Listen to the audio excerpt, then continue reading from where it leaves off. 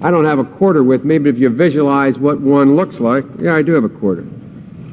If you have a piece of crack cocaine no bigger than this quarter that I'm holding in my hand, 1/4 of $1, we passed a law through the leadership of Senator Thurmond and myself and others, a law that says if you're caught with that, you go to jail for 5 years. You get no probation. You get nothing other than 5 years in jail. Judge doesn't have a choice. We have laws in the last several years where we don't allow judges discretion to sentence people. Flat time sentencing. You get caught, you go to jail. We increase the penalties for those who sell or use. Increase the penalties. Increase them. There are 70 additional enhancements of penalties, i.e., you go to jail longer. Some people got caught up in situations that were very bad. I give an example of Mrs. Alice Johnson, who served 21 years, and she had, I think, another 25 or so to go. So she would have been in there for close to 50 years. We changed the law so that if you are arrested and you are a drug dealer, under our forfeiture statutes, you can, the government can, take everything you own, everything from your car to your house, your bank account, not merely what they confiscate in terms of the dollars from the transaction that you've just got caught engaging in. They can take everything. We want former inmates to find a path to success so they can support their families and support their communities. Crucial to this effort is helping former prisoners find jobs. When we talk about our national program to hire American, this must include helping millions of former inmates get back into the workforce as gainfully employed citizens. I am a supporter of the death penalty without the racial justice provision in it. 1994 crime bill, we had a gigantic epidemic in America of violence, particularly in African-American communities. Among other changes, it rolls back some of the provisions of the Clinton crime law that disproportionately harmed the African-American community.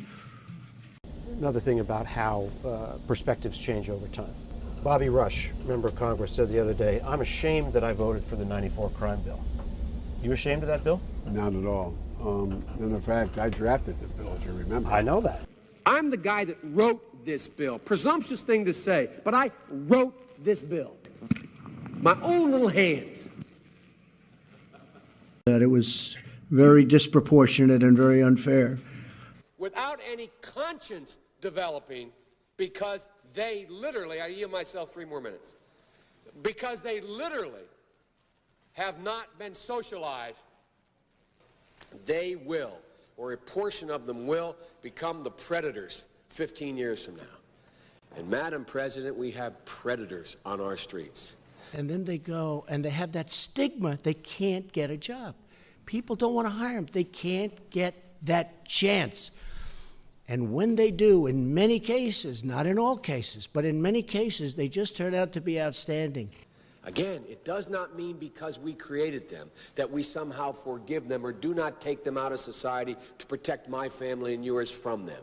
If only given the chance. America is a nation that believes in the power of redemption. America is a nation that believes in second chance. I don't care why someone is a malefactor in society. I don't care why someone is antisocial. I don't care why they become a sociopath. We have an obligation to cordon them off from the rest of society. And help former inmates get a second chance at life, and a second chance that many of them will really succeed at. They are beyond the pale, many of those people. Beyond the pale. We have no choice but to take them out of society. It's an amazing thing. Our whole nation benefits if former inmates are able to re-enter society as productive, law-abiding citizens. So you cannot make rehabilitation a condition for release. That's why in our system, there's the federal system, you serve 85% of your time. We also want more mental health services so released inmates can cope with the challenges of life on the outside. And some of those challenges are not easy.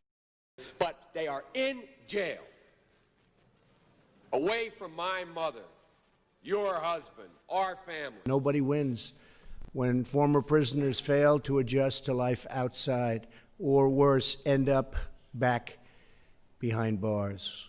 It doesn't matter whether or not they were deprived as a youth. It doesn't matter or not whether or not they had no background that enabled them to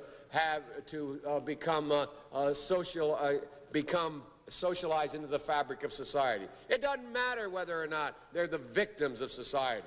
So I don't want to ask what made them do this. For many, really, life outside of the prison is a tremendous struggle. I see it. To find a job, to stay off drugs, to avoid old habits that lead them back to a life of crime, back to prison, then we should work to give them the tools to stand on their own 2 feet. They're going to love it. They're going to be great at it. And the programs so that inmates can reenter society with the skills to get a job.